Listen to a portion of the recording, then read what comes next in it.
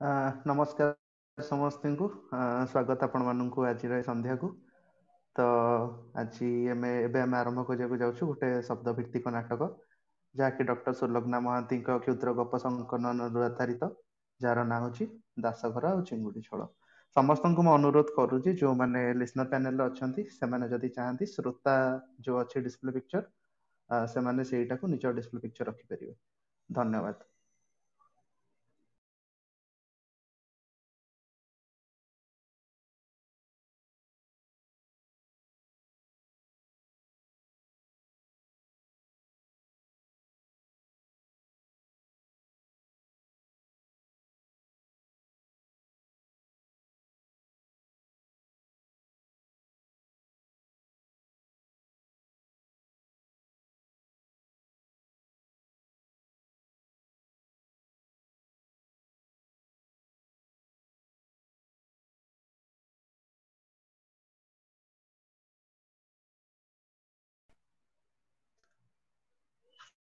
ଅନେକ ଦିନ ତଳର କଥା। ଦାସଘର ଥିଲା ହରିପୁର ଗାଁର ସବୁଠାରୁ ଥିଲାବାଲା ଘର। ପୁଣି 5 ଖଣ୍ଡ ମୌଜାରେ କିଛି ନ୍ୟାୟ ନିଶାଫ ହେଲେ ଡକା ହେଉଥିଲା ଭଗବାନ ଦାସକୁ। ଏଣୁ ଭାରି ନାମ ଡାକ ଥିଲା ତାଙ୍କର। ଭଗବାନ ଦାସଙ୍କ ବାପା ରାମ ଦାସ ଆଉ ନାହାନ୍ତି। କିଛି ବର୍ଷ ଆଗରୁ ଧୂଆଁ ନଳି ଟାଣୁ ଟାଣୁ ସେ ଏଇଠି ଗଡ଼ି ପଡ଼ିଛନ୍ତି। ଅବିକା ଭଗବାନ ଦାସଙ୍କ କୁଟୁମ୍ବ ବୋଇଲେ 89 ବର୍ଷର ମା ଲୋଚନୀ ଦେବୀ, ଭାରିଜା ସରଳା ଦେବୀ, ବଡ଼ ପୁଅ ଅନାମ ଦାସ, ସାନ ପୁଅ ବନାମ ଦାସ ଆଉ ବଡ଼ ବୋହୂ ଗୋପିକା।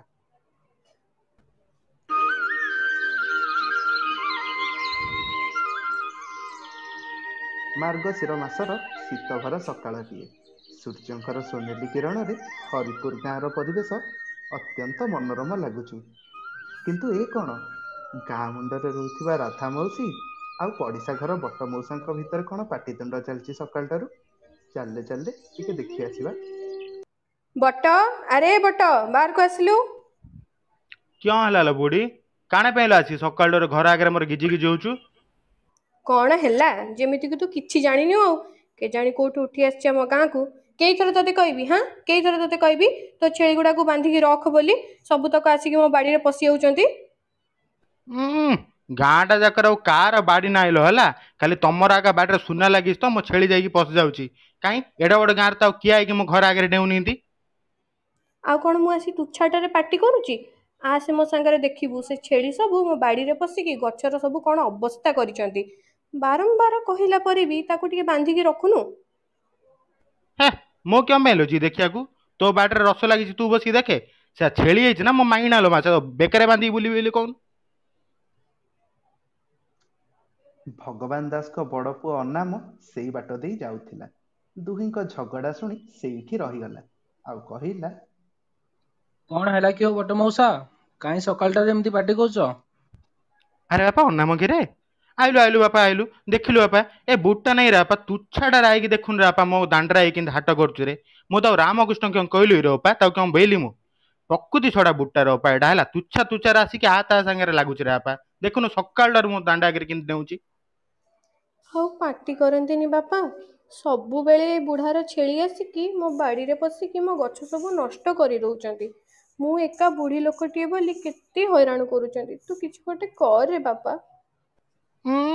9ଟା ନାହିଁ କି 6ଟା ନାହିଁ, ମୂଳରୁ ଗଛ ଖାଇଛି ଯୋଡିଏ। ବୁଢୀ ଆଇକି ଏଠି ରଡି ପକଉଛି ଯେମିତି ମୋ ଛେଳି ନୋକ ଖାଇଯାଇଛି କୋଡିଆ ଆଉ। ମାଉସୀ, ତୁ ଜମା ବ୍ୟସ୍ତ ହନି। ଆଜି ଗାଁ ମଣ୍ଡପରେ ପଞ୍ଚାୟତ ବସୁଛି, ବାପା ଥିବେ ସେଇଠି। ତୁ ଆସିକି ତୋ ଅସୁବିଧା କଥା କହ, ବାପା ନିଶ୍ଚୟ ବୁଝିବେ।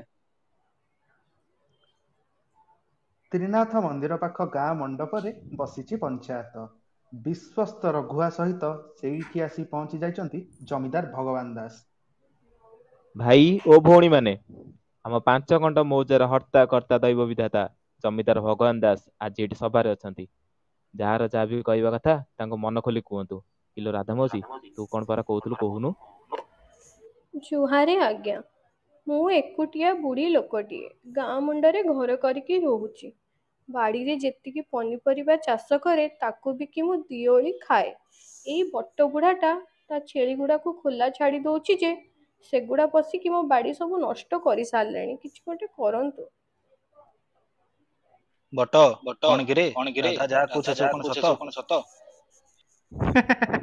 ନାଇଁ ଆଜ୍ଞା ମୁଁ କ'ଣ ଜାଣି ଛାଡ଼ୁଛୁ ନା କ'ଣ ବା ସେ ଜନ୍ତୁ ଯାକ ତାଙ୍କ ଇଚ୍ଛାରେ କୁଆଡ଼େ ଗଲେ କୁଆଡ଼େ ଯାଇକି ବୁଲୁଛନ୍ତି ମୁଁ କ'ଣ କରିପାରିବି ଆଜ୍ଞା କହିଲ ବୋଲେ ମୁଁ କ'ଣ ତାଙ୍କୁ ଅଟକେଇ ପାରିବି ବା ତମେ ତ ଆଜ୍ଞା ଜାଣିଛ ଏ ବୁଢ଼ୀଟାର ପ୍ରକୃତି ଛଡ଼ା ବୁଢ଼ୀଟା ଏ ବୁଢ଼ୀଟାକୁ କେତେ ଥର ମୁଁ କହିଲିଣି ହଇଲ ଯଦି ମୋ ଛେଳି ତୋ ବାଡ଼ରେ ପଉଛି ଆଉ ତୁ ତୋ ବାଡ଼ ଚାରିକାନି ବାଡ଼ି ବୁଲେଇ ଦଉନୁ ଆଉ କ'ଣ ମୋ ଛେଳି ଯାଇ ପଇବ ଏ ବୁଢ଼ୀଟା ଶୁଣୁନି ଆଜ୍ଞା ମୋ ଭୁଲ କ'ଣ କହିଲ ଆଜ୍ଞା ମୋର ଯୋଉ ପରିସ୍ଥିତି ମୁଁ କୁଆଡେ ପଇସା ଆଣିବି ବାଡ଼ ବୁଲେଇବାକୁ କହିଲେ।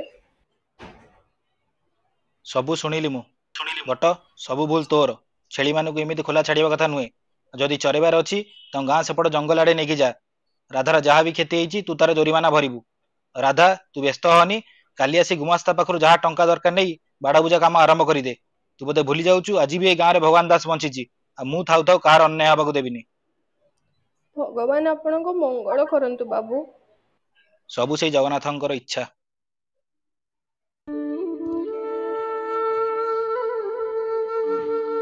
ଏସବୁ ଭିତରେ ଭଗବାନ ବାବୁଙ୍କ ସାନ ପୁଅ ବନାମର ବାହାଘର ହେଇଯାଇଛି ପାଖ ଗାଁ ଝିଅ ଟଗର ସହ। ଭଗବାନ ଦାସଙ୍କ ଭଳି ପଇସା ନାହିଁ ତା ନନାଙ୍କର, ହେଲେ ଟଗରର ରୂପ ଜକଜକ। ସେଇ ରୂପରେ ଜଳକା ହୋଇ ବନାମ ବିବାହ ହେବା ପାଇଁ ରାଜି ହୋଇଛି ଟଗରକୁ। ଆଉ ଘର ଲୋକ ବି ଖୁସି।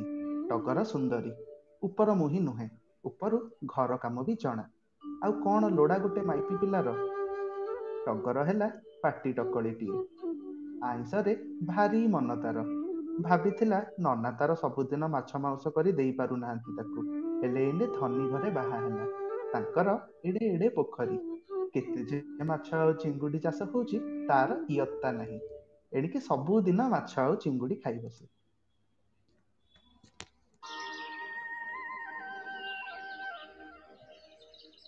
ତା ପରଦିନ ସକାଳ, ଦାସ ଘରେ ଖୁସିର ମାହୋଲ। ନୂଆ ନୂଆ ବାହା ହେଇଛି ସାନ ପୁଅ। ପୁରିଲା ପୁରିଲା ଲାଗୁଛି ଦାସ ପରିବାର। ବୈଠକ ଘରେ ବସିଛନ୍ତି ଭଗବାନ ବାବୁ। ଆଉ ଦି ବୋହୂ ରୋଷେଇ ଘରେ ଅଛନ୍ତି। ଚାଲନ୍ତୁ ଦେଖିବା କ'ଣ ହଉଛି ଆଜି। ରଘୁଆ, ଆରେ ରଘୁଆ ଏଠିକି ଆସିଲୁ। ଆଜ୍ଞା ହଜୁର, ଡାକିଲେ କି ମତେ? ଆରେ ଆଜି ପରା ବୁଧବାର, ଜେଜେମାର ବାରି। କ'ଣ କାହାର କିଛି ମନେ ରହୁନି ନା କ'ଣ? ଯା ଜଲ୍ଦି ଯା, ପୋଖରୀ ଟିକେ ଚିଙ୍ଗୁଡ଼ି ଧରି ଆଣିବୁ। ଆଜ୍ଞା ବାବୁ, ଯାଉଛି ଯାଉଛି। ଏ ମା, ଚିଙ୍ଗୁଡ଼ି?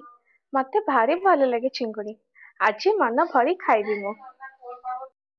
ଏ ଟଗର, କ'ଣ କହୁଛୁ? ଧୀରେ ପାଟି କର, ବାପା ଶୁଣିଲେ ରାଗିବେ। କାଇଁ, କ'ଣ ହେଲା କି ଅପା? ମୁଁ ଏମିତି କ'ଣ କହିଲି ଯେ? ଆଲୋ, ତୁ କ'ଣ ଜାଣିନୁ ଏ ଘରର ନିୟମ? ଘରର ବୋହୂଙ୍କୁ ନା ଆଇଁଷ ଖାଇବା ମନା। ପୁରୁଷ ଲୋକ ଖାଇପାରିବେ, ହେଲେ ମାଇପି ଲୋକ ଖାଇଲେ କୁଆଡ଼େ ଘରକୁ ବିପଦ। ଇଏ କି ବାଜେ କଥା ମ? ସାମ୍ନାରେ ବସିକି ସମସ୍ତେ ଆଇଁଷ ଝୋଳ ଖାଇ ଚାଲିଥିବ, ଆଉ ମୁଁ ବସି ତାକୁ ଦେଖୁଥିବି। ଇଏ କି ନିଆଁ ଲଗା କଥା ବା? ମୁଁ କ'ଣ ଏବେ ସାରା ଜୀବନ ବିନା ଆଇଁଷରେ ରହିବି ନା କ'ଣ ଯେ? ଏଣିକି ରୋଷେଇ ଘରେ ଗୋପୀନାନୀ ଆଇଁଷ ରାନ୍ଧିଲେ ଏପଟେ ଲୁଚି ଲୁଚି ଟଗର ଲାଳ ଗଡ଼ାଏ। ଖାସ୍ କରି ଚିଙ୍ଗୁଡ଼ି ଝୋଳରେ ଲୋଭ ତାର। ଆଉ ସବୁ ବୁଧବାର ଦାସ ଘରେ ହୁଏ ବଡ଼ ବଡ଼ ଚିଙ୍ଗୁଡ଼ି ମାଛ ଝୋଳ। କଡ଼ା କରି ମସଲା କଷି ତିଆରି କରିଥାଏ ଗୋପୀ। ନାଲି ନାଲି ଝୋଳରେ ଭାସୁଥାନ୍ତି ଚିଙ୍ଗୁଡ଼ି ଆଉ ଆଳୁ। ସେଇ ଚିଙ୍ଗୁଡ଼ିରେ ହାତ ମାରି ପାରେନି ଟଗର। ହେଲେ ସେ ଚିଙ୍ଗୁଡ଼ି ଝୋଳ ବାସ୍ନାରେ 2 ଥାଳି ଭାତ ଗଳିଯାଏ ତାର। ହେଲେ କେମିତି ଚାଲିବ, ଏତେ ଦିନ କେମିତି ଚାଲିବ? କେତେଦିନ ଏମିତି ମନକୁ ମାରି ରହିବ ସେ?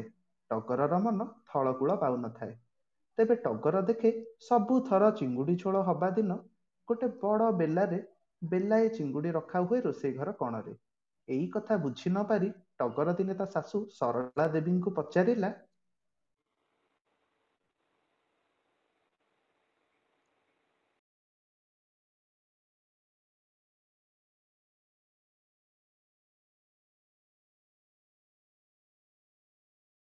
ମୁଁ ବୁଝିପାରୁନି। ଯେବେ ବି ଆମ ଘରେ ଚିଙ୍ଗୁଡ଼ି ହୁଏ, ସେ ବେଲାରେ କ'ଣ ପାଇଁ ରୋଷେଇ ଘରେ କଣରେ ଥୁଆ ହଉଛି ଯେ? ଆଲୋ ହୁଣ୍ଡି, ତୁ ଜାଣିନୁ କିଲୋ? ସେଇଟା ପରେ ତୋ ଜେଜେମା ଶାଶୁଙ୍କ ଜେଜେମା ଶାଶୁଙ୍କ ପାଇଁ। ସିଏ ସେପାରିକୁ ଚାଲିଗଲା ପରେ ଅନାମର ବାପାଙ୍କୁ ସ୍ୱପ୍ନରେ ଦେଖା ଦେଇଥିଲେ। କହିଥିଲେ ଘରେ ଚିଙ୍ଗୁଡ଼ି ତିଆରି ହେଲା ଦିନ ତାଙ୍କ ପାଇଁ ବାଢ଼ିକି ରଖିବାକୁ। ସେଥିପାଇଁ ରଖା ହୁଏ। ଘରର ନିୟମ ଲୋ ମା, ବଡ଼ ବଡ଼ୁଆ ଚିଙ୍ଗୁଡ଼ି ଖାଇ ଘରକୁ ବିପଦରୁ ରକ୍ଷା କରିବେ। ବୁଝିଲୁ ନା ନାଇଁ ବା? ଆଜ୍ଞା ମା, ବୁଝିଲି। ମନ ଦୁଃଖରେ ଟଗର ଯାଇ ବସିଛି ତା ଶୋଇବା ଘରେ। ଆଉ ଭିତରକୁ ଆସିଛି ବନାମ। ଟଗରର ଶୁଖିଲା ମୁହଁ ଦେଖି ବନାମ ତାକୁ ପଚାରିଲା, କଣ ହେଇଛି କି ହୋ? ଏମିତି ମୁହଁ କାହିଁ ଶୁଖେଇ ବସିଛ? ନାଇଁ, କିଛି ନାଇଁ। ଆରେ କହୁନ କଣ ହେଲା? ଖାଇଛ ନା ନାଇଁ ତମେ? ନାଇଁ, ଖାଇନି ମୁଁ। ତମର ତ ଭଲ। ଭାତ ଆଉ ଚିଙ୍ଗୁଡି ଝୋଳ ଖାଇକି ମତେ ଆସି ପଚାରୁଛ ଖାଇଲଣି ନା ନାଇଁ। କେତେ ଭଲ ଲାଗେ ମତେ ଚିଙ୍ଗୁଡି ଖାଇବାକୁ। ହେଲେ କି ବାଜ୍ୟ ନିୟମ ତମ ଘରର। ପୁରୁଷ ପିଲା ଚିଙ୍ଗୁଡି ଖାଇବେ, ସେପାରିକୁ ଚାଲି ଯାଇଥିବା ବଡ ବଡୁଆ ବି ଚିଙ୍ଗୁଡି ଖାଇବେ। ହେଲେ ଆମେ ମାଇପି ମାନେ ଯେ ଚିଙ୍ଗୁଡି ରାନ୍ଧୁଛୁ, ସେମାନଙ୍କ ମୁହଁରେ ଟିକେ ଚିଙ୍ଗୁଡି ଝୋଳ ବାଜିବନି। ଓହୋ, ମୁଁ କଣ କରିବି ଯେ? ସେଟା ତ ଆମ ଘରର ନିୟମ। ମୁଁ ତ ପିଲାଟି ବେଳୁ ଦେଖିଛି ମା ଆଉ ଜେଜେମା କେବେ ଆଇଁଷ ନ ଖାଇବାର। ଜେଜେ ବାପାଙ୍କ ସମୟରୁ ହିଁ ବାପା ଏଇ ସବୁ ନିୟମ ଆଉ ପରମ୍ପରାକୁ କେତେ ମାନନ୍ତି ତମେ ଭଲ ଭାବେ ଜାଣିଛ। ଏସବୁ କଥା ତାଙ୍କ କାନରେ ପଡିଲେ ନା ଜମା ଭଲ ହବନି କହିଦଉଛି। ହୁଁ, ରଖ ତମ ନିଆଁ ଲଗା ନିୟମ ତମ ପାଖରେ। ଆଗରୁ ଜାଣିଥିଲେ ଜମା ଆସିନଥାନ୍ତି ଏ ଘରକୁ ମୁଁ। ହଉ ହଉ, ତମେ ଆଉ ରାଗନି। ଯାଅ ଟିକେ କଣ ଖାଇଦବ ଗଲ। ସେଦିନ ରାତିରେ ନିଦ ଭାଙ୍ଗିଗଲା ଟଗରର। କି ସପନଟିଏ ନ ଦେଖିଲା ସେ। ଚିଙ୍ଗୁଡି ଝୋଳ ଭିତରେ ସେ ପହଁରୁଛି। ଚିଙ୍ଗୁଡିଗୁଡା ଝୋଳ ଭିତରୁ ତାକୁ ଆଖି ମିଟିକା ମାରୁଛନ୍ତି। ତାଙ୍କୁ ଧରିବାକୁ ସେ ହାତ ବଢେଇଲା ବେଳକୁ ତା ହାତରୁ ଖସିଗଲେ ସମସ୍ତେ। ଟଗର ଉଠି ପଡିଲା। ହେ ପ୍ରଭୁ, ଚିଙ୍ଗୁଡି ଝୋଳ କଣ ତାକୁ ଶୋଇବାକୁ ଦବନି ନା କଣ? ସ୍ୱାମୀ ଆଡକୁ ଚାହିଁଲା ଟଗର। ଘୁଙ୍ଗୁଡି ମାରି ଶୋଇଛି ବନାମ। ଟଗର ଖଟରୁ ଓହ୍ଲେଇ ପଡିଲା, ଆଉ ପାଦ ଚିପି ଚିପି ଚାଲିଲା ରୋଷେଇ ଘରକୁ। ମଧ୍ୟାନ୍ତର। ତ ଚାଲନ୍ତୁ ନେଇଯିବା ଏକ ଛୋଟ ବିଜ୍ଞାପନ ବିରତି। ମନମୋହନ ସର୍ବଷଧି ଘରେ ଆଣି ରଖିଥାରେ। ପେଟ ମୋଡା ଝାଡା ବାନ୍ତି ପିଲା ଛୁଆ ଘରେ। ରାତି ଅଧେ କାମ ଦବ। ମନମୋହନ ସର୍ବଷଧି ପ୍ରତ୍ୟେକ ଔଷଧ ଦୋକାନରେ ମିଳେ। ଟିଂ ଟିଂ ଟିଡିଂ। ଭିକୋ ଟର୍ମରିକ ନୁହେଁ କସ୍ମେଟିକ, ଭିକୋ ଟର୍ମରିକ ଆୟୁର୍ବେଦିକ କ୍ରିମ। ଘାଅ ବ୍ରଣକୁ ଶୀଘ୍ର ହଟାଏ, ହଳଦୀ ଚନ୍ଦନ ଗୁଣ ଏଥିରେ ଥାଏ। ତ୍ୱଚାକୁ ରକ୍ଷା କରେ ଆୟୁର୍ବେଦିକ କ୍ରିମ, ଭିକୋ ଟର୍ମରିକ ଆୟୁର୍ବେଦିକ କ୍ରିମ। ଟିଂ ଟିଂ ଟିଡିଂ। ବାବୁଲା ରେ ବାବୁଲା, ବାବୁଲା ରେ ବାବୁଲା, ଟୋକା ତୁ ପଇସା ଉଡେଇ ଦଉ, ଟୋକା ତୁ ଆକୁ ତାକୁ ମାଗି ଖାଉ, ଟୋକା ତୁ ସଞ୍ଚୟ କିଛି କରୁନୁ, ଟୋକା ତୁ ହିସାବ ଜମା ବୁଝୁନୁ। ଭାବିଲା ବେଳକୁ ଟୋକା ତୁ ଆମର ଆଉ ବାକି କିଛି ନଥିବ। ବାବୁଲା କେବେ ବୁଝିବ, କେବେ ବୁଝିବ, କେବେ ବୁଝିବ, କେବେ ବୁଝିବ, କେବେ ବୁଝିବ, କେବେ ବୁଝିବ। କଣ ଆପଣ ବି ବାବୁଲା ଭଳିଆ ଦରମା ଟଙ୍କା ସଞ୍ଚୟ ନ କରି ବଦ ଖର୍ଚ୍ଚରେ ଉଡେଇ ଦଉଛନ୍ତି କି? ତାହେଲେ ବେଳ ଥାଉ ଥାଉ ସୁଧୁରି ଯାଆନ୍ତୁ। ଆଉ ଖର୍ଚ୍ଚ କରିବା ଆଗରୁ ନିବେଶ କରନ୍ତୁ। ସଞ୍ଚୟ ଓ ନିବେଶ ଠାରୁ ଆରମ୍ଭ କରି ପୁଞ୍ଜି ବଜାର ଯାଏଁ ସବୁ ପ୍ରକାରର ସୂଚନା ପାଇଁ ଆଜି ହିଁ ଜଏନ୍ କରନ୍ତୁ କ୍ଲବ ହାଉସର ଏକମାତ୍ର ଓଡ଼ିଆ ବିତ୍ତ ସମ୍ବନ୍ଧୀୟ ଗ୍ରୁପ ଟଙ୍କା ପଇସା। ଟିଂ ଟିଂ। ଧନ୍ୟବାଦ। ମଧ୍ୟାନ୍ତର ବିରତି ପରେ ପୁଣି ଥରେ ଆପଣମାନଙ୍କୁ ସ୍ୱାଗତ। ତ ଏଯାଏଁ ଆମେ ଶୁଣୁଥିଲେ ହରିପୁର ଗାଁ ଜମିଦାର ଭଗବାନ ଦାସଙ୍କ ଘରର କାହାଣୀ। ସାନ ପୁଅ ବନାମକୁ ବାହା ହୋଇ ଘରକୁ ଆସିଥିବା ନୂଆ ବୋହୂ ଟଗର ଆଉ ଚିଙ୍ଗୁଡି ପ୍ରତି ଥିବା ତାର ଅହେତୁକ ମୋହର କଥା। ଘରର ନିୟମ ଯୋଗୁଁ ଚିଙ୍ଗୁଡି ନ ଖାଇପାରି ଦୁଃଖରେ ଶୋଇଥିବା ଟଗରର ନିଦ ଭାଙ୍ଗିଛି ବିଳମ୍ବିତ ରାତିରେ। ଆଉ ଚିଙ୍ଗୁଡି ଖାଇବା ଆଶାରେ ସେ ଆସି ପହଞ୍ଚିଛି ରୋଷେଇ ଘରେ। ଏବେ ଆଗକୁ। ଆହା, କି ବାସ୍ନା! ସବୁ ଚିଙ୍ଗୁଡି ଖାଇଦେବି କି? ନା ନା, ସକାଳୁ ଯଦି କିଏ ଜାଣିଦେବ ଲୋ ମା, ସକାଳେ ପୁଣି ଜେଜେମା ଶାଶୁ ଆସିକି ବେଲା ଉଠେଇବେ। ଏଇଟା ପୁଣି ନିୟମ। ହଉ, ଦିଟା ଖାଇଦେଇ ପଳଉଛି। କିଛି ନ ଖାଇପାରି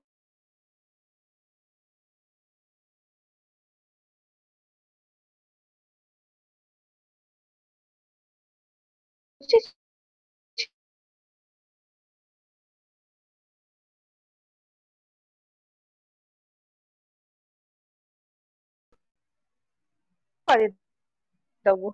କିଏ ଜାଣୁଛି? ରୋଷେଇ ଘରୁ ଫେରିବାକୁ ବସିଛି ଟଗର। ହଠାତ୍ ତାକୁ ଲାଗିଲା ରୋଷେଇ ଘରକୁ କିଏ ଆସୁଛି। ଟଗର ଡରିଗଲା।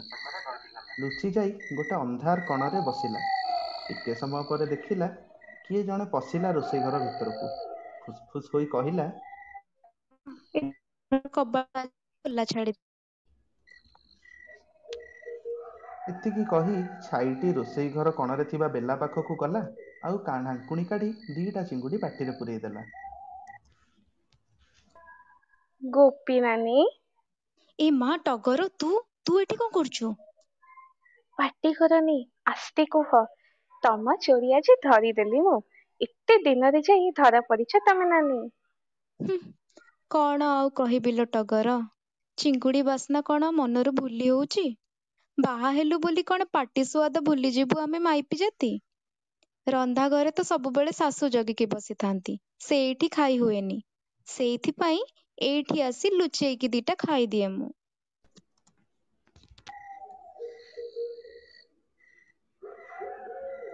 ଦୁହେଁ ସେଇଠି କିଛି ସମୟ ପାଇଁ ବସିଲେ। ରାତିର ଆଉ ଗୋଟେ ପହର ଗଡ଼ି ଯାଇଥିଲା। ହଠାତ୍ କାହା ପାଦ ଶବ୍ଦ ଶୁଭିଲା। ଟଗର ଆଉ ଗୋପୀ ପୁଣି ଅନ୍ଧାରିଆ କଣରେ ଲୁଚିଗଲେ। ଦେଖିଲେ କିଏ ଜଣେ ଆସିଲା। ରୋଷେଇ ଘର କବାଟ ଖୋଲା ଦେଖି ମନେ ମନେ କହିଲା, ଏ ପୋଡା ମୁହିଁ ଗୁଡା ରୋଷେଇ ଘର କବାଟ ବି ବନ୍ଦ କରିବା ଶିଖିଲେନି। ତାପରେ ସେ ଛାଇଟି ଆସି ଚିଙ୍ଗୁଡି ଝୋଳ ବେଲା ପାଖକୁ ଗଲା। ଢାଙ୍କୁଣୀ ଖୋଲିଲା ଆଉ କହିଲା, ଆଜି ଏତେ କମ ଚିଙ୍ଗୁଡି କାହିଁ ଅଛି ବା? ହଉ, ସେ ଯାହା ହଉ, ମୁଁ ଆଗ ଟିକେ ଖାଇଦିଏ। ଏତିକି କହି ଛାଇଟି ଗୋଟିଏ ଚିଙ୍ଗୁଡି ପାଟିରେ ପକେଇଛି ନା ନାଇଁ, ଟଗର ତା ଆଗକୁ ଡେଇଁ ପଡିଲା ଆଉ କହିଲା, ବୋଉ, ରାତି ଅଧାରେ ଏଇଠି ତୁମେ ଯାହା କରୁଛ ମୁଁ ସବୁ ଦେଖିଛି। ଏ ମା, କି ଛୋପରି ଝିଅଟା ଲୋ ତୁ। ଶାଶୁକୁ ଏମିତି କହୁଛୁ, ଲାଜ ଲାଗୁନି ତତେ? ଆଲୋ ବଡ ବୋହୂ, ତୁ ବି ଅଛୁ କିଲୋ? ହଁ ବୋଉ, ଲାଜ ଆଉ କଣ? ଆଲୋ ମୁତୁରି ଶୋଇବା, ତୁ ତ ମୁତୁରି ମୁଁ ତ ମୁତୁରି ହେଁସ କାଇଁ ପାଇଁ ଧୋଇବା। ଏଠି ସବୁ ତ ମୁତୁରି ବାହାରିଲେ, ଚାଲ ମିଶିକି ଚିଙ୍ଗୁଡି ଖାଇବା। କିନ୍ତୁ ଏଇ ସବୁ ଭିତରେ ରୋଷେଇ ଘର କବାଟ ବାହାରେ ଲୁଚିକି ସବୁ କଥା ଶୁଣୁଥିଲା ଭଗବାନ ଦାସଙ୍କ ବିଶ୍ୱସ୍ତ ରଘୁଆ। ଏଇଆ ତା ଏଠି। ହଉ, ମୁଁ ଯାଏଁ। କାଲି ସକାଳୁ ବାବୁଙ୍କ କାନରେ କଥାଟା ପକେଇବାକୁ ପଡିବ। ଏମିତି ଆଉ ଗୋଟିଏ ପହର ବିତିଗଲା। ସମସ୍ତେ ସେଇଠି ବସିଛନ୍ତି। ହଠାତ୍ କିଏ ଆସିଲା ପରି ମନେ ହେଲା। ଟଗର ଯାଇକି ଆଗେ ରୋଷେଇ ଘରର କବାଟ ଆଉଜେଇ ଦେଲା। ତାପରେ ସମସ୍ତେ ଫେରେ ଲୁଚିଗଲେ। ହଠାତ୍ କାହାର ଗୋଟେ ବାଡି ଶବ୍ଦ ଶୁଭିଲା।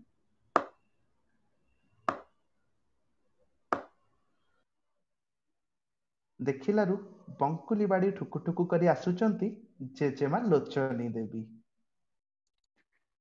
ଛି ଲୋ, ଚୁଙ୍ଗୁଡି ଟିକେ ଖାଇବାକୁ ମନ କରିଥିଲି ଯେ ବିଲେଇକି କିଏ ଆସିକି ସବୁ ଖାଇ ଦେଇଛି। ଆଉ ଗୋଟିଏ ବୋଲି ଚୁଙ୍ଗୁଡି ପଡିଛି। ଶାଶୁକୁ ଲୁଚେଇକି ଏତେ ଚୁଙ୍ଗୁଡି ଖାଇଛି ଏଇଠି। ଆଉ ଏଇ ନାତୁଣୀ ବୋହୂ ଆସିଲା ଦିନରୁ ଖଣ୍ଡେ କି 2 ଖଣ୍ଡ ଚୁଙ୍ଗୁଡି ପକେଇ ଦଉଛନ୍ତି। ଜୁହାର ଜେଜେମା, ଚିଙ୍ଗୁଡି ଲୁଚେଇକି ଖାଉଛ କି? ଆମକୁ କିଆଁ ମନା କରୁଛ ତାହେଲେ? ଆଲୋ ତୁ କିଲୋ ଏଇଠି? ଆଲୋ ଗୋପୀ, ସରଳା, ତୁମେ 2ଟା ବି ଏଇଠି ଅଛ? ଆଲୋ ଆଲୋ, ମୁଁ କିଆଁ ମନା କରିବି ବା? ପାଟି ଟକଳି ଝିଅ ଥିଲି। ଆଇଁଷ ନଥିଲେ ଭାତ ଥାଳି ପାଖେ ବସୁ ନଥିଲି ମୁଁ। ଏଇ ଘରେ ବାହା ହେଲା ଦିନଠୁ ସବୁ ସରିଲା। ମାଛ ମାଉଁସ ବନ୍ଦ ହେଲା। ଭାବିଲି କେମିତି ଜୀବନ ଧରିକି ରହିବି। ସେଇ ଦିନଠୁ ଏମିତି ଲୁଚେଇକି ଖାଇଦଉଛି ଚୁଙ୍ଗୁଡି ଟିକିଏ। ବୋଉ, ଯଦି ତମକୁ ଏତେ ଇଚ୍ଛା ଥିଲା ଖାଇବାକୁ, ମତେ କିଆଁ ମନା କରୁଥିଲ? ମୋର ବି ତ ଆଇଁଷରେ ସରଧା, ଜାଣିଥିଲ ତମେ।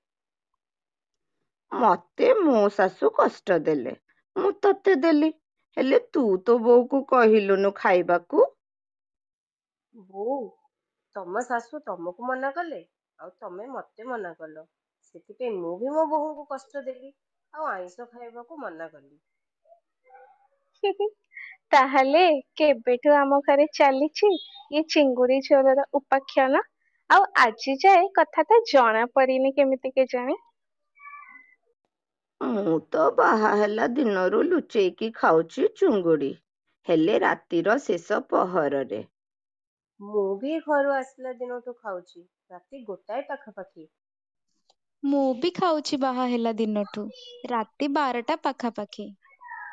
ଓ, ସେଥିପାଇଁ ତାହେଲେ କେବେ କୋଉ ଚୋର କାହାରି ମୁହାଁମୁହିଁ ହେଇନି ଆଉ। ଏତିକି ବେଳକୁ କିଛି ଗୋଟେ ଖସ୍ଖସ୍ ଶବ୍ଦ ଶୁଭିଲା। ସମସ୍ତେ ଡରିଗଲେ। ସବୁ ମାଇପି ତ ଏଇଠି ଅଛନ୍ତି, ତାହେଲେ କେହି ପୁରୁଷ ଲୋକ ଆସିଗଲେ ନା କ'ଣ? ଧୂଆଁ ଭଳି କିଛି ଗୋଟେ ଉଡ଼ି ଉଡ଼ି ଆସିକି ରୋଷେଇ ଘର ମଝିରେ ଠିଆ ହେଇଗଲା। ଆସ୍ତେ ଆସ୍ତେ ଧୂଆଁ ଭିତରୁ ମଣିଷ ପରି କିଏ ଜଣେ ବାହାରିଲା। ଇଲୋ ମାଲୋ, ଏ ପରା ମୋ ଜେଜେମା ଶାଶୁ। ୟାଙ୍କରି ପାଇଁ ଦିଆ ହୁଏ ଚୁଙ୍ଗୁଡି ବେଲା। ଜୁହାର ହୋ ଜେଜେମା। ଆଲୋ ଲୋଚନୀ, ବୁଢ଼ୀଟେ ହେଇଥା।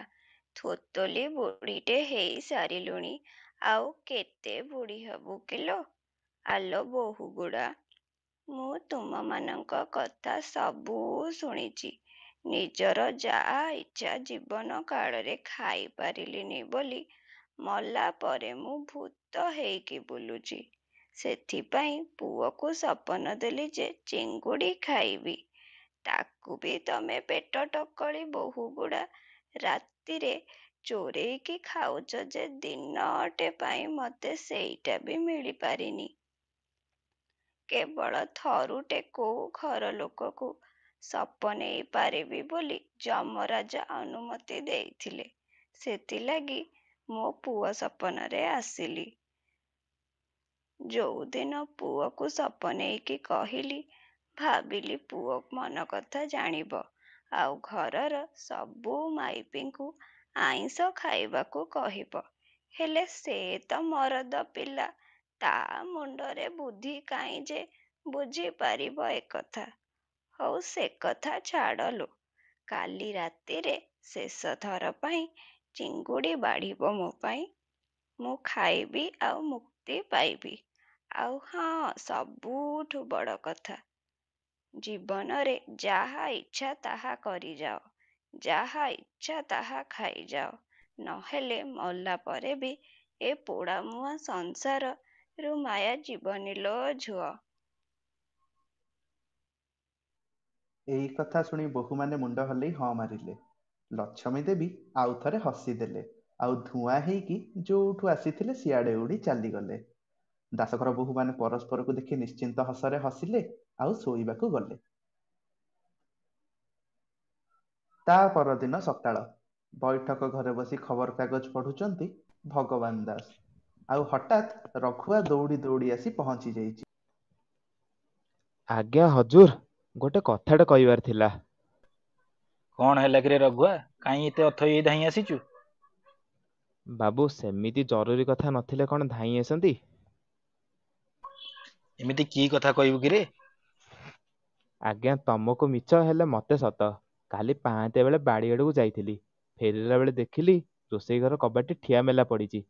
ପାଖକୁ ଯାଇ ଦେଖିଲି ମା ଆଉ ଭାଉଜ ସମସ୍ତେ ଲୁଚି ଲୁଚି ଚିଙ୍ଗୁଡ଼ି ଖାଉଛନ୍ତି। କ'ଣ କହିଲୁ? ମୋ ଘର ସ୍ତ୍ରୀଲୋକ ପୁଣି ଆଇଁଷ? ଅସମ୍ଭବ, ହେଇପାରିବନି ଏଟା। ଆଜ୍ଞା, ମୁଁ କାହିଁ ମିଛ କହିବି? ଯଦି ମୋ କଥାରେ ଭରସା ନାହିଁ, ତାହେଲେ ଆପଣ ନିଜେ ଡାକିକି ପଚାରୁନାହାନ୍ତି। ଏବେ ପଚାରୁଛି। ସରଳା, ସରଳା, ଆରେ ଏ ଅନାମ ବନାମ, ଆସିଲ ଏଠିକି। ହଁ ବାପା, କୁହନ୍ତୁ। କୁହନ୍ତୁ, କ'ଣ ଆଉ ବାକି ରଖିଛନ୍ତି ଏମାନେ କହିବା ପାଇଁ? କ'ଣ ହେଇଛି? କହିଲେ ତ ଆମେ କିଛି ଜାଣିବୁ। ମୁଁ କ'ଣ ଶୁଣିଲି କାଲି ରାତିରେ ତମମାନେ ଲୁଚି ଲୁଚି ରୋଷେଇ ଘରେ ଚିଙ୍ଗୁଡ଼ି ଖାଉଥିଲ? ଚୁପ୍ କ'ଣ ପାଇଁ ଅଛ? ଜବାବ ଦିଅ ମୋ କଥାର। ଯାହା ରଘୁଆଠୁ ଶୁଣିଲି ସେସବୁ କ'ଣ ସତ? ଆମେ ମାଇପିମାନେ ବର୍ଷ ବର୍ଷ ଧରି ସେ ଚିଙ୍ଗୁଡ଼ି ରୋଷେଇ କରି ତମମାନଙ୍କୁ ଖାଇବାକୁ ଦଉଛୁ। ଆମର କ'ଣ ଟିକେ ଆଶା ରହିବନି? ମାନେ, ଏତେ ବର୍ଷ ଧରି ଚାଲି ଆସୁଛ ଆମ ଘରର ପରମ୍ପରା ଭାଙ୍ଗି ତମମାନେ ଚିଙ୍ଗୁଡ଼ି ଖାଇଛ? 5 ଖଣ୍ଡ ମୌଜାରେ କାହାର କିଛି ଅସୁବିଧା ହେଲେ ସେ ଭଗବାନ ଦାସକୁ ମୀମାଂସା ପାଇଁ ଡାକନ୍ତି। ହେଲେ ତା ନିଜ ଘର ଲୋକ ଯଦି ତା ନୀତି ନିୟମ ଓ ପରମ୍ପରାକୁ ଭାଙ୍ଗିବେ, ଏଟା ସେ କେବେ ବି ବରଦାସ୍ତ କରିପାରିବନି। ମୋ କଥା ଟିକେ ଶୁଣ, ଟିକେ ବୁଝିବାକୁ ଚେଷ୍ଟା କର। କିଛି ଶୁଣିବାକୁ କି ବୁଝିବାକୁ ଚାହୁଁନି ମୁଁ। ଯାହାର ମୋ ନିୟମରେ ରହିବାର ଅଛି ସେ ରୁହ, ନହେଲେ ନିଜ ନିଜ ବାପ ଘରକୁ ଚାଲିଯାଅ। କ'ଣ ହେଲା କିରେ ପୁଅ? କାହିଁ ବୋହୂଟା ଉପରେ ଗରଗର ହଉଛୁ? ମା, ତୁ ଜାଣିଛୁ କାଲି ରାତିରେ ମାନେ କ'ଣ କରିଛନ୍ତି? ଶୁଣିଲେ ତ ପାଦ ତଳୁ ମାଟି ଖସିଯିବ। ଏମାନେ ଶାଶୁ ବୋହୂ କାଲି ରାତିରେ ଲୁଚି ଲୁଚି ଚିଙ୍ଗୁଡି ଖାଉଥିଲେ। ହଁ ମୁଁ ଜାଣିଛି। ଆଉ କାଲି ମୁଁ ବି ଥିଲି ସେଇଠି। ମୁଁ ବି କାଲି ଖାଇଛି ଚୁଙ୍ଗୁଡି ତାଙ୍କ ସାଙ୍ଗରେ। ମା, କଣ କହୁଛୁ ତୁ? ହଁ ଠିକ ଶୁଣିଲୁ। ମୁଁ ବି କାଲି ଖାଇଛି। ଆଉ ଏ କଥା କାଲିର ନୁହେଁ। ବର୍ଷ ବର୍ଷ ହେଲା ଏଇ ଘରର ମାଇପି ମାନେ ଖାଉଛନ୍ତି ଚୁଙ୍ଗୁଡି। ମା, କଣ କହୁଛୁ ତୁ ନିଜେ ଜାଣିପାରୁଛୁ ତ? ଶୁଣରେ ପୁଅ, ଗୋଟେ ଝିଅ ଯେତେବେଳେ ବାହା ହେଇକି ଶାଶୁ ଘରକୁ ଆସେ, ସେ ସାଙ୍ଗରେ କିଛି ଆଶା ଆଉ କିଛି ଦାୟିତ୍ୱ ନେଇକି ଆସେ। ଆଶାରେ ଥାଏ ଭଲ ଗଣ୍ଡେ ଖାଇବ ଆଉ ପିନ୍ଧିବ, କିନ୍ତୁ ଦାୟିତ୍ୱରେ ଥାଏ ନିଜ ନ ଖାଇ ଅନ୍ୟକୁ ଖୁଆଇବ, ଶାଶୁଘର ଲୋକଙ୍କର ମନ ଜାଣି ଚଳିବ, ଆଉ ଦରକାର ପଡ଼ିଲେ ନିଜ ଇଚ୍ଛାକୁ ପଛ କରି ଘରର ହିତ ପାଇଁ ସବୁ କାମ କରିବ। ହେଲେ ତମେ ମରଦମାନେ କେବେ ଜାଣିବାକୁ ଚେଷ୍ଟା କରିଛ ଆମ ଇଚ୍ଛା କଣ? କଣ ଖାଇବାରେ ଶ୍ରଦ୍ଧା ଆମର? ଛୁଆଟି ବେଳୁ ଦେଖୁଛୁ ତୁ ତୋ ମାକୁ ଆଇଁଷ ରାନ୍ଧିବାର। ହେଲେ କେବେ ପଚାରିଛୁ, ମା, ତୋର କେବେ ଇଚ୍ଛା ହଉନି ଖାଇବାକୁ? ହେଲେ ମା, ଜେଜେବାବାଙ୍କ ଅମଳରୁ ବର୍ଷ ବର୍ଷ ଧରି ଚାଲି ଆସୁଥିବା ଆମ ଘରର ପରମ୍ପରା। ପରମ୍ପରା? ସେଇ ତୋ ଜେଜେବାପାଙ୍କର ନିଆଁ ଲଗା ପରମ୍ପରା ସକାଶେ ତୋ ଜେଜେମା ଆଜି ମୁକ୍ତି ନ ପାଇ ଅତୃପ୍ତ ଆତ୍ମା ହେଇ ଏଣେ ତେଣେ ଘୂରି ବୁଲୁଛି। ତୁ ବି ଯଦି ଚାହୁଁଛୁ ତୋ ମା ମଲା ପରେ ତା ଆତ୍ମା ଶାନ୍ତି ନ ପାଉ, ତାହେଲେ ତୋର ଯାହା ଇଚ୍ଛା ତୁ ସେୟା କର। କିନ୍ତୁ ଆଉ ଗୋଟେ କଥା ମନେ ରଖ ଯେ ଯୁଗ ବଦଳିବା ହିସାବରେ ନିୟମ ପରମ୍ପରା ବି ବଦଳିବା ଦରକାର। ତୁ ତ ନିଜକୁ ଏତେ ବଡ଼ ଜମିଦାର ଭାବୁଛୁ, 5 ଜାଗାରେ ଯାଇକି ନ୍ୟାୟ ନିଶାପ କରୁଛୁ। ତୁ ନିଜେ କହ, ତୋ ଘରର ମାଇପି ମାନଙ୍କ ପ୍ରତି କଣ ନ୍ୟାୟ ହଉଛି? ହଁ ବାପା, ଜେଜେମା କିଛି ଭୁଲ କଥା କହୁନି। ତମେ ନିଜେ ଥରେ ଚିନ୍ତା କରି ଦେଖ। ଆପଣ ତ ଗୁରୁଜନ, 5 ଖଣ୍ଡ ଗାଁର ନ୍ୟାୟ କରୁଛନ୍ତି। ମୁଁ ଆପଣଙ୍କୁ ଆଉ କଣ ବୁଝେଇବି? ସମୟ ପରିବର୍ତ୍ତନ ହେଲାଣି ବାପା, ଆଉ ସମୟ ଅନୁସାରେ ଆମକୁ ବି ପରିବର୍ତ୍ତନ ହେବାକୁ ପଡ଼ିବ। ମା, ଜେଜେମା ସମସ୍ତେ ଆମ ପାଇଁ କେତେ ତ୍ୟାଗ କରୁଛନ୍ତି ଆମେ ଛୁଆବେଳୁ ଦେଖୁଛୁ। ଆମେ କଣ ଯୁଗ ଯୁଗ ଧରି ଏଇ ଯୋଉ ଭିତ୍ତିହୀନ ନିୟମ ଅଛି ତାକୁ ପରିବର୍ତ୍ତନ କରିପାରିବା ନାହିଁ ସେମାନଙ୍କ ସକାଶେ? ହଉ, ଏହି ପୂର୍ବପୁରୁଷଙ୍କ ପରମ୍ପରା ଓ ନୀତି ନିୟମକୁ ମାନି ମୁଁ କେବେ ବି ଭାବିନଥିଲି ମୋ ନିଜ ଘରର ସ୍ତ୍ରୀ ଲୋକଙ୍କ ଉପରେ ଏତେ ଦିନ ଧରି ଅନ୍ୟାୟ କରୁଥିଲି। ମୋତେ କ୍ଷମା କରିଦେ ମା। ଆଜିଠୁ ଘରର ସମସ୍ତେ ଆଇଁଷ ଖାଇବେ। ରଘୁଆ, ଏ ରଘୁଆ, ଆଜ୍ଞା ବାବୁ। ଗଲୁ ଗଲୁ ପୋଖରୀରୁ ଭଲ ଭଲ ଚିଙ୍ଗୁଡ଼ି 2ଟା ଦେଖି ଧରି ଆଣିବୁ। ଆଜି ପୁରା ଦାସଘର ସାଙ୍ଗ ହେଇକି ଚିଙ୍ଗୁଡ଼ି ଝୋଳ ଖାଇବେ। ସେଇ ଦିନ ପରଠୁ ଦାସ ଘରର ନିୟମ ବଦଳିଛି। ଏଣିକି ତାଙ୍କ ଘରେ ମା, ଝିଅ, ବୋହୂ ସମସ୍ତେ ମନ ପୂରେଇ ଚିଙ୍ଗୁଡ଼ି ଝୋଳ ଖାଆନ୍ତି। ହେଲେ ମୁଁ ତାଙ୍କ ଘରକୁ ଥରେ ଯାଇଥିଲି ଯେ ମତେ ଭାତ ଆଉ କୁନ୍ଦୁରି ଭଜା ଦେଇ ପଠେଇଦେଲେ। ମୋ କଥାଟି ସରିଲା, ଫୁଲ ଗଛଟି ମରିଲା। ତ ଏଇଆ ଥିଲା ଆମର ନାଟକ ଦାସଘର ଆଉ ଚିଙ୍ଗୁଡ଼ି ଝୋଳ। ଧନ୍ୟବାଦ ସମସ୍ତଙ୍କୁ, ଧନ୍ୟବାଦ ଶ୍ରୋତା ମଣ୍ଡଳୀ, ଆପଣମାନଙ୍କର ବହୁମୂଲ୍ୟ ସମୟ ଦେଇ ଆମର ଉତ୍ସାହ ବଢ଼େଇଥିବାରୁ। ଆପଣମାନେ ଶୁଣୁଥିଲେ ଡକ୍ଟର ସୁଲଗ୍ନା ମହାନ୍ତିଙ୍କ କ୍ଷୁଦ୍ର ଗଳ୍ପ ସଂକଳନ ଉପରେ ଆଧାରିତ ITR ଖଟି ଦ୍ୱାରା ପ୍ରସ୍ତୁତ ଏକ ଶବ୍ଦ ଭିତ୍ତିକ ନାଟକ ଦାସଘର ଚିଙ୍ଗୁଡ଼ି ଝୋଳ। ବର୍ତ୍ତମାନ ମୁଁ କଳାକାର ମାନଙ୍କର ପରିଚୟ ଦେଉଛି। ସୂତ୍ରଧର ପ୍ରୟାସ, ସଙ୍ଗୀତ ସଞ୍ଚାଳକ ଶୁଭମ, ସ୍ୱର୍ଗତ ରାମଦାସ ରଞ୍ଜନ, ଲକ୍ଷ୍ମୀ ଦେବୀ ସ୍ମାରକୀ, ଲୋଚନୀ ଦେବୀ ଇଶା, ସାରଳା ଦେବୀ ସାଲୁ, ଗୋପିକା ଲୋପା, ଟଗର ଶ୍ୟାମଲି, ଭଗବାନ ଦାସ ଅମ୍ବାଳିକା, ଅନାମ ଦାସ ସୁଜିତ, ବନାମ ଦାସ ସ୍ୱତିକ, ରଘୁଆ ନିରଜ, ରାଧାମାଉସୀ ବିପାଶା, ବଟମଉସା ମାନସ। ମୁଁ ଧନ୍ୟବାଦ କରିବାକୁ ଚାହୁଁଛି ଛୋଟ ମୋର ଗାଁଟିର ଆମମାନଙ୍କୁ ଏ ମଞ୍ଚ ଦେଇଥିବାରୁ, ଆଉ ଧନ୍ୟବାଦ କରିବାକୁ ଚାହୁଁଛି ସୁଲଗ୍ନା ମ୍ୟାଡମଙ୍କର। ଧନ୍ୟବାଦ। ଦେବଜ୍ୟୋତି ଭାଇ। ଆଜ୍ଞା, ବହୁତ ହଁ, ଚମତ୍କାର, ବହୁତ ଗୋଟେ ସୁନ୍ଦର, ପ୍ରଥମେ ଗୋଟେ ବହୁତ ତାଳି ଦିଅ। ସମସ୍ତେ ଅନମ୍ୟୁଟ କରିକି ଗୋଟେ ତାଳି କରିଦିଅ। ଆଜ୍ଞା।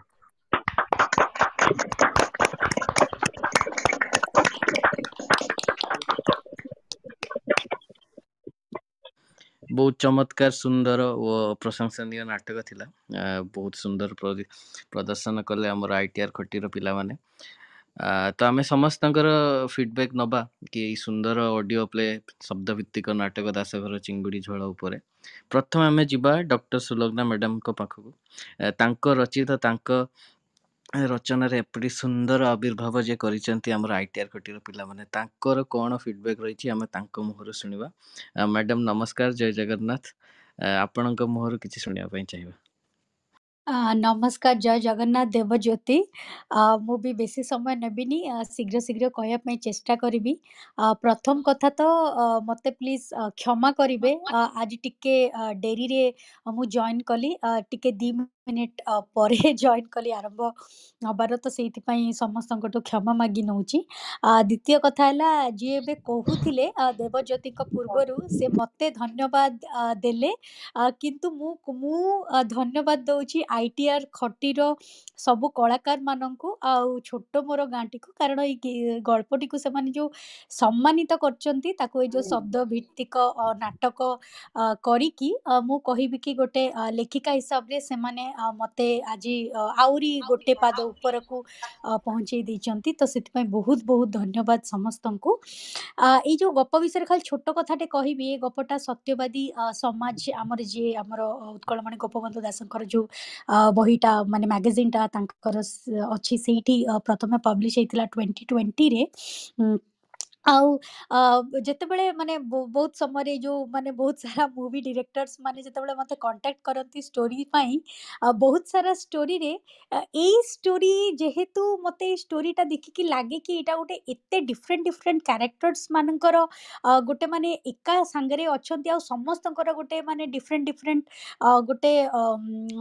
ଗୋଟେ ପର୍ସନାଲିଟି ଟ୍ରେଟ୍ ଅଛି, ଆଉ କିନ୍ତୁ ଗୋଟେ ଏଇଠି ଗୋଟେ ବହୁତ ଷ୍ଟ୍ରଙ୍ଗ ମେସେଜ ବି ଅଛି, ଆଉ ଗୋଟେ ଯଦି ଆକୁ ଗୋଟେ ସିନେମା କରାଯାଇ ପାରିବ କି ସର୍ଟ ଫିଲ୍ମ କିଛି ବି, ତ ସେ ଗୋଟେ ବହୁତ ସୁନ୍ଦରରେ ଆସିବ। ତ ଏଇ ଷ୍ଟୋରି ବହୁତ ଲୋକଙ୍କୁ ଭଲ ଲାଗିଛି, ବଟ୍ ଆପଣ ଯେହେତୁ ଜାଣିପାରୁଛନ୍ତି ବହୁତ ସାରା କ୍ୟାରେକ୍ଟର ଅଛି, ତ ସେଥିପାଇଁ ଲୋକ ଟିକେ ସାହସ କରିପାରୁନାହାନ୍ତି। ତ ସେଇଥିପାଇଁ ମୋତେ ବହୁତ ଖୁସି ଲାଗିଥିଲା ଯେତେବେଳେ ପ୍ରଥମ ଥର ପାଇଁ ଲୋପା ମୋତେ ମେସେଜ କରିକି କହିଥିଲେ କି ମ୍ୟାମ୍ ଆମେ ସେ ଷ୍ଟୋରି ନେବାକୁ ଚାହୁଁଛୁ, କାରଣ ମୁଁ ସେତେବେଳେ ମୋତେ ରିଏଲାଇଜ୍ ହେଲା କି ମୁଁ ଏଇ ଷ୍ଟୋରିକୁ ନେଇକି ଯାହା ଭାବୁଛି କି ଗୋଟେ ଭିଜୁଆଲାଇଜ୍ କରୁଛି କି ଏଇ ଷ୍ଟୋରିରେ ଏମିତି କ୍ୟାରେକ୍ଟର୍ସ ମାନେ କହିବେ, ଆଉ ସେଇଟା ମାନେ ଏଇ ଯେଉଁ ଖଟି ITR ଖଟିର କଳାକାର ମାନେ ବି ଫିଲ୍ କରିପାରୁଛନ୍ତି କି ଏଇଟାକୁ ଗୋଟେ ନାଟକ ହିସାବରେ ସମସ୍ତଙ୍କ ଆଗରେ ପ୍ରେଜେଣ୍ଟ କରାଯାଇପାରିବ। ତ ସେଇଥିପାଇଁ ଆମେ ସମସ୍ତେ ସେମ୍ ପେଜ୍ରେ ଅଛୁ, ସେଥିପାଇଁ ସମସ୍ତଙ୍କୁ ବହୁତ ବହୁତ ଧନ୍ୟବାଦ ଜଣାଉଛି। ତାପରେ ଖାଲି ପରଫର୍ମାନ୍ସ କହିବି, ମୁଁ ତ ମାନେ ଲକ୍ଷ୍ମୀ ଦେବୀ ଲୋଚନୀ ଦେବୀ ଯେଉଁ ଆମର ଥିଲେ ଜେଜେମା ମାନେ, ସେମାନଙ୍କୁ ମୋତେ ପୁରା କୁଣ୍ଡେଇକି ଗେଲ କରିବା ପାଇଁ ଇଚ୍ଛା ହେଉଥିଲା। ସେମାନେ ପୁରା ପରଫେକ୍ଟ, ଏତେ ସୁନ୍ଦର ସେମାନେ ସବୁ ତାଙ୍କର ଭଏସ୍ ଯେଉଁ ରିକ୍ରିଏଟ୍ କରିଛନ୍ତି, ତ ସେଥିପାଇଁ ବହୁତ ବହୁତ ଧନ୍ୟବାଦ। ଆଉ ବାକିମାନେ ବି ଯେଉଁମାନେ ଥିଲେ ସମସ୍ତେ ଏତେ ସୁନ୍ଦର ଲାଗୁଥିଲା, ଯେମିତି ଆମେ ସେଇ କ୍ୟାରେକ୍ଟର୍ସ ମାନଙ୍କୁ ମାନେ ମୁଁ ଆଖି ବନ୍ଦ କରିକି ମୋତେ ଲାଗୁଥିଲା ମୁଁ ମାନେ ଗୋଟେ ସିନେମା ଦେଖୁଛି, ମୋ ନିଜ ହିସାବରେ ମୁଁ ଭିଜୁଆଲାଇଜ୍ କରୁଥିଲି। ତ ଆମେ ତ ପୂର୍ବରୁ ଥରେ ଏମାନଙ୍କର ଶବ୍ଦଭିତ୍ତିକ ନାଟକ ଆଉ ଥରେ ଆମେ ଦେଖିଥିଲୁ, ତ ଏକ୍ସଟ୍ରିମଲି ଟ୍ୟାଲେଣ୍ଟେଡ୍ ପିଲାମାନେ। ଆଉ କ୍ଲବ୍ ହାଉସ୍ ଆଉ ବି ଡିଫରେଣ୍ଟ ସୋସିଆଲ ମିଡ଼ିଆକୁ ଆଜିକା ଡେଟ୍ରେ ଯେତେବେଳେ ଆମେ ବହୁତ ସାରା ନେଗେଟିଭ୍ କଥା କହୁଛୁ, କେମିତି ସୋସିଆଲ ମିଡ଼ିଆକୁ କ୍ରିଏଟିଭ୍ ଭାବରେ ୟୁଜ୍ କରାଯାଇପାରେ, ସେଇଟା ITR ଖଟି ଆଉ ଛୋଟ ମୋର ଗାଁଟିର ଲୋକଙ୍କଠୁ ହିଁ ଶିଖିବା କଥା। ତ ସେମାନେ ସମସ୍ତଙ୍କ ପାଇଁ ଗୋଟେ ବିଗ୍ ଅପ୍ଲଡ୍। ଆଉ ବାକି ଖାଲି ଗୋଟିଏ ରିକ୍ୱେଷ୍ଟ ଅଛି, ମୁଁ ଜାଣିଛି ଏଇଟା ଏବେ ରେକର୍ଡ଼ିଂ ହେଉଛି, କାରଣ ମୋର ବହୁତ ସାରା ରିଡର୍ସ ଯେଉଁମାନଙ୍କ ସାଙ୍ଗରେ ମୁଁ ସେୟାର କରିଥିଲି ପୋଷ୍ଟର, ସେମାନେ ନାହାନ୍ତି କ୍ଲବ୍ ହାଉସ୍ରେ। ତ ପ୍ଲିଜ୍ ଆପଣ ମାନେ ଯେଉଁ ୟୁଟ୍ୟୁବ୍ ଲିଙ୍କଟା ଆମ ସାଙ୍ଗରେ ସେୟାର କଲେ ମୁଁ ସମସ୍ତଙ୍କ ସାଙ୍ଗେ ସେୟାର କରିବି, ସୋ ଦ୍ୟାଟ୍ ବହୁତ ଅଧିକା ଲୋକ ତାକୁ ବହୁତ ସଂଖ୍ୟାରେ ଦେଖିପାରିବେ। ତ ସମସ୍ତଙ୍କୁ ବହୁତ ବହୁତ ଧନ୍ୟବାଦ। ମୁଁ ଗୋଟି ଗୋଟି କରି ସମସ୍ତଙ୍କୁ କହିପାରୁନାହିଁ, କିନ୍ତୁ ଭାବି ନିଅନ୍ତୁ କି ମୁଁ ସମସ୍ତଙ୍କୁ ପର୍ସନାଲି ଥ୍ୟାଙ୍କ ୟୁ କହିଛି ଆଉ କଂଗ୍ରାଚୁଲେଟ୍ କରୁଛି ତାଙ୍କର ପରଫର୍ମାନ୍ସ ପାଇଁ। ଆଉ ବହୁତ ବହୁତ ଧନ୍ୟବାଦ। ହଁ, ଲାଷ୍ଟ ଜିନିଷଟା ଭୁଲିଗଲି, ଯେଉଁ ଆଇସିଂ ଅନ୍ ଦ କେକ୍, ଯେଉଁ ଲାଷ୍ଟ ପାର୍ଟଟା ଯେଉଁଟା ଷ୍ଟୋରିରେ ନାହିଁ, ବଟ୍ ତାକୁ ଏତେ ସୁନ୍ଦର କ୍ଲାଇମ୍ୟାକ୍ସଟା ଦେଇଛନ୍ତି ଏଇ ଯେଉଁ ନାଟକରେ, ମାନେ ସେଇଠୁ ହିଁ ଜଣାପଡ଼ୁଛି ରାଇଟର ଆଉ ଡିରେକ୍ଟର ଆର ଯିଏ ଅଛନ୍ତି ତାଙ୍କ କ୍ରିଏଟିଭିଟି, କାରଣ କେତେ ସୁନ୍ଦର ସେମାନେ ଆଣିକି ତାକୁ ମାନେ ମୁଁ ତ ତାକୁ କହିବି it was icing on the cake. So ସମସ୍ତଙ୍କୁ ବହୁତ ବହୁତ ଧନ୍ୟବାଦ। ଆଉ ଜୟ ଜଗନ୍ନାଥ। ଆଉ ଅଧିକା କହିବିନି। ଜୟ Jagannath. Thank you so much.